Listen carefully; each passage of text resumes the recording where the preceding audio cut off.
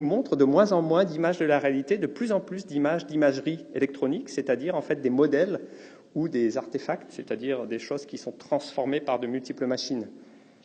Donc la démarche de Goethe, c'est tout l'inverse, on laisse tomber toutes les machines, on balance tout, et on commence avec les yeux, le nez, les oreilles, les mains, les pieds, notre corps, notre expérience concrète, et on prend tout ça au sérieux. Et ça, c'est ça qui va m'enseigner, c'est ça qui va me permettre de comprendre ma plante.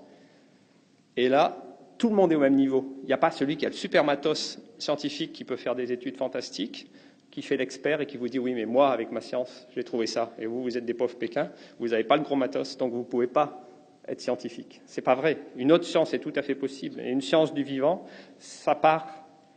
Pour une science du vivant, il faut que ce soit des êtres vivants qui fassent cette science. Et qu'on utilise nos facultés vitales, le fait qu'on est vivant, en fait, justement, comme outil de rencontre d'un autre être vivant. Vous voyez, le fait qu'on est nous-mêmes vivants nous permet de rencontrer un autre être vivant et de le comprendre. Donc ça, on en a déjà parlé. Je voulais juste dire qu'en fait, il y a un aspect intéressant dans le lien entre Goethe et Rudolf Steiner. C'est que Rudolf Steiner a été chargé de étudier et de publier toute l'œuvre scientifique de Goethe, et il a découvert, Steiner, donc, ce que lui percevait, on va dire, de manière intuitive, directe, clairvoyante, si vous voulez, ce que Steiner percevait de manière clairvoyante, il y avait une possibilité d'y accéder de manière beaucoup plus lente, peut-être, mais en partant de l'observation concrète, sensible, par nos sens, par la vue, par le regard, par le toucher. Et donc, pour Steiner, c'était la révélation, mais oui, tout un chacun peut aller vers une connaissance plus subtile du monde. Ce n'est pas quelque chose réservé à quelques initiés, à quelques clairvoyants.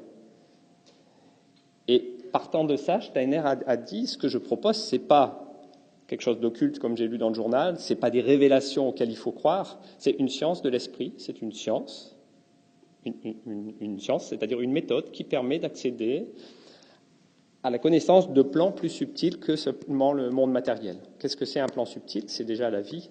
Comment comprendre la vie d'une plante ? Hier, des gens disaient comment comprendre l'amour, comment comprendre la joie.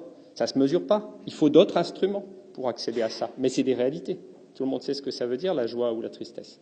Simplement, ça ne se mesure pas parce qu'on n'a pas les bons outils. Donc, il faut avoir une science élargie. C'est dans ce sens-là que Steiner parle de science spirituelle. Donc, c'est absolument pas non scientifique. C'est notre science actuelle qui est trop étroite. Donc la question, c'est de l'élargir et d'avoir des outils adaptés à ce que je veux observer. Et il nous manque